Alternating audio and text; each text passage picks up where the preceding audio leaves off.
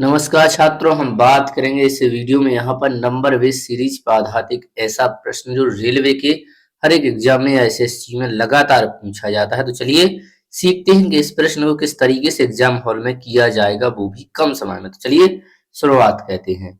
ये रहा, देखिए आपके सामने सबसे पहला प्रश्न। अब पहले हम निर्देशों को पढ़ेंगे और आपको एग्जाम हॉल में डायरेक्ट यहाँ से पढ़ना चालू करना है। चलिए, यहाँ पर लिखा हुआ है कि यह प्रश्न नीचे दी गई 5 3 अंकीय संख्याओं पर आधारित, यानी 5 संख्याएं, इनमें देखिए 3-3 अंक है। कितने अंक हैं?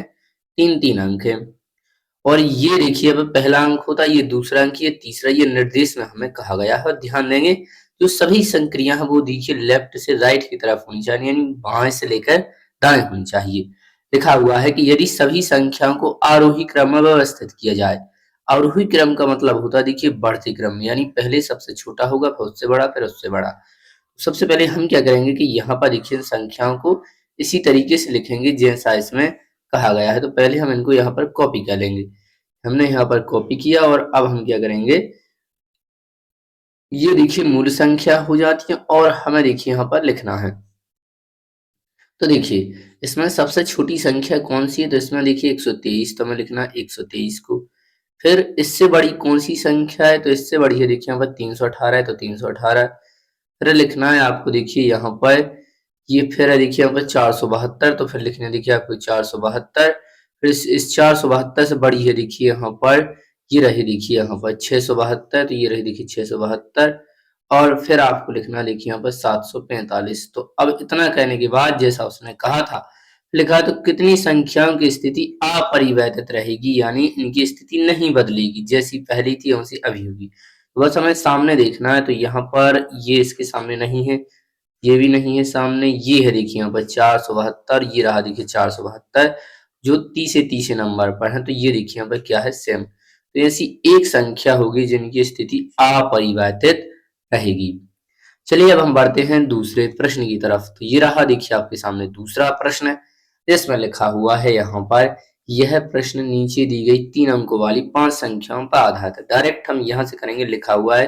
पहले हम क्या करेंगे कि सबसे पहले यहाँ पर संख्याओं को आपको आरोही क्रम में लिखना है, यानी बढ़ते क्रम में। तो सबसे छोटी संख्या कौन सी है, देखिए यहाँ पर है 478, तो हम लिखेंगे देखिए 478। फिर इससे बड़ी है देखिए 487, तो हम लिखेंगे यहाँ पर देखिए 487। फिर इसके बाद है देखिए यहाँ पर, यदि आप ध्यान से देखेंगे तो 546 है। इसके बाद देखिए यहाँ पर 564 है।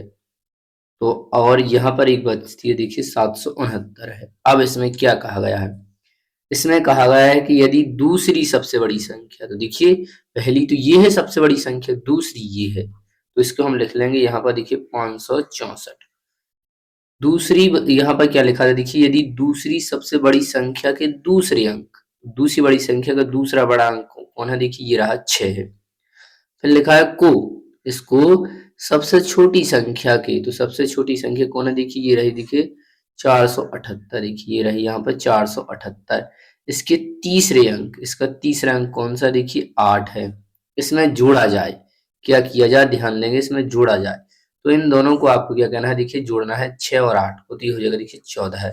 और क्या हमसे यही पूछा है, तो परिणाम कितना होगा, तो देखिए 14 होगा। इस तरीके से आपको इन प्रश्नों को कहना है, जो भी जिसमें निर्देश दिया जाए। तो यदि आपको ये वीडियो समझ में आई है, तो ये प्रश्न हमने आपके लिए ये रहा।